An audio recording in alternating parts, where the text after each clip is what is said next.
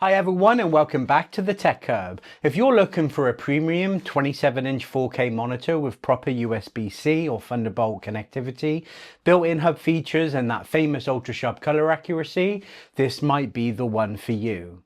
I've been using the Dell UltraSharp U2725QE for a couple of weeks now with my MacBook, iPad and my Windows computer, and in this video I'm going to tell you exactly what it looks like to live with day to day. The good bits, the surprising bits, and whether this is worth your desk space and your money. So let's get into it and let's start the episode.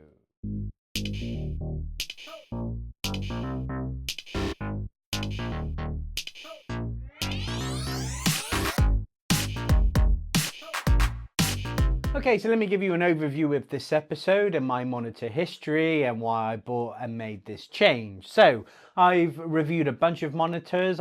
See the links below. There's a couple HP ones there. There's the BenQ 32-inch I had, which this one's replaced.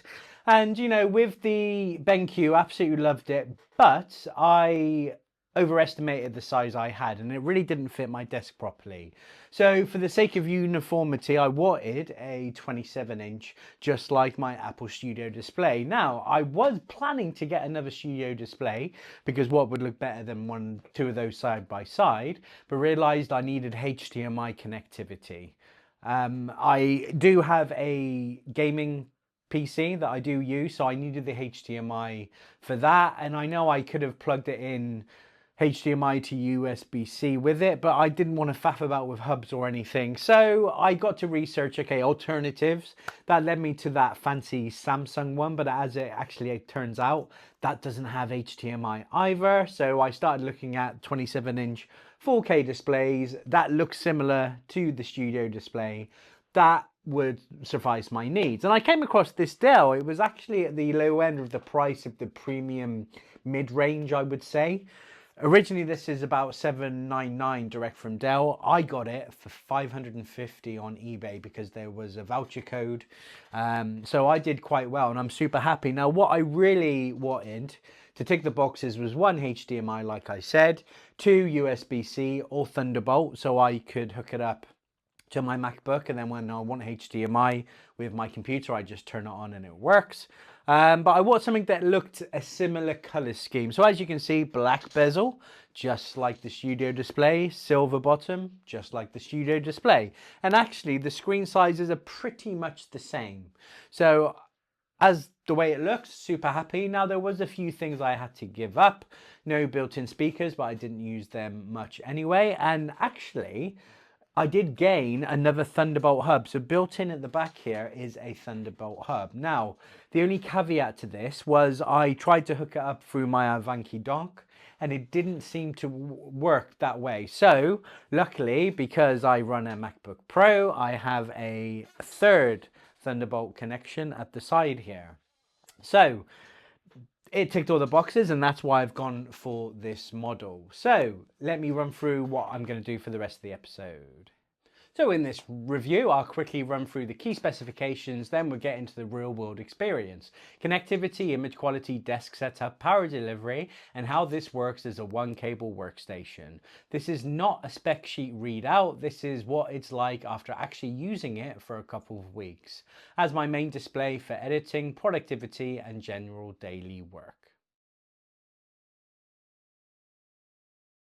So let's cover the important specs you actually care about. So it's a 27-inch IPS Black panel, 4K resolution, 3080/40 by 2160, 120 Hz refresh rate, Thunderbolt connectivity with up to 140 watts power delivery, HDMI and DisplayPort, built-in USB hub with multiple USA, multiple USB-C ports, a Ethernet built-in, factory color collaborated with excellent color accuracy out the box, fully adjustable stand, height, twist, swivel and rotate, ultra thin bezels and a very premium finish. This is designed to be the center of a clean single cable free desk setup. So here are my thoughts in my review. So the image quality, the most important thing, like I said, is an IPS Black is the star. So the first thing you'll notice is the panel. IPS Black generally looks different to standard IPS. Blacks are deeper, contrast is stronger, and colors really pop without looking oversaturated. And it does keep up with the studio display, even though this is 5K. I'm happy with these sat next to each other. For editing thumbnails, video work, and general productivity, everything looks incredibly sharp and accurate. Text clarity at 27-inch 4K is perfect scaling for macOS. Now, the Thunderbolt is the game changer in this. So it's got a built-in hub at the back. So this is where it becomes more than a screen. And this is where you're really going to get value for money at this price range. There's not a lot else with these Thunderbolt ports in them. So one Thunderbolt cable into my MacBook, it charges it, it sends a display signal, it connects all the USB devices, there's several A's and C's at the back, and it provides the Ethernet as well. So I plug in one cable and my entire desk wakes up, keyboard, mouse, SSD, Ethernet, everything it turns on in your laptop is in full desktop mode.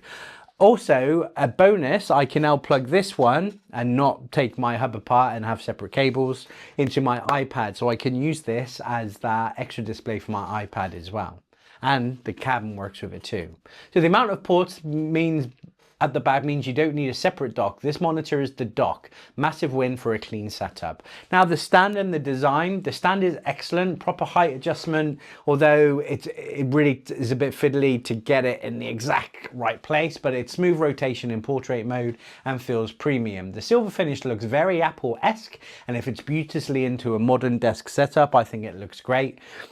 I have heard that this is a bit rickety and not very stable. I haven't seen that. When I was looking at reviews into this, yeah, one of the things was it shakes, it's not very sturdy. I haven't had that at all. So I don't know if they've improved it or if I've got lucky or I've connected it correctly. I have no idea. So even though this isn't a gaming monitor, 120 Hz makes a general movement, scrolling and animations feel buttery smooth.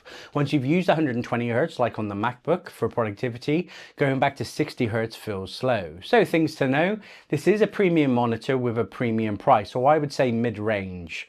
There is no built-in speakers, so you'll need to connect those separately if you don't have other ones. I use my studio display. If you don't need the Thunderbolt and the hub features, you're paying for things you don't use. But if you do want a single cable workstation, this thing is outstanding. I'm trying to think of any other negatives. Originally, I did hook it up via HDMI because I didn't have a Thunderbolt cable very long. It could only do 60 Hz and it didn't look as premium. Now I've got it hooked up via Thunderbolt. I think it looks great, and like I said, it's not quite on par with the studio display, but for me this is my recommended alternative. Would I get it, or would I recommend it if you weren't using the Thunderbolt part? Probably. If you can get it for the price I did, it's just nice to have. But at least if I hook up my iPad to it, I've then got Ethernet directly to it as well. So after 2 weeks, would I recommend the Dell UltraSharp U2725QE?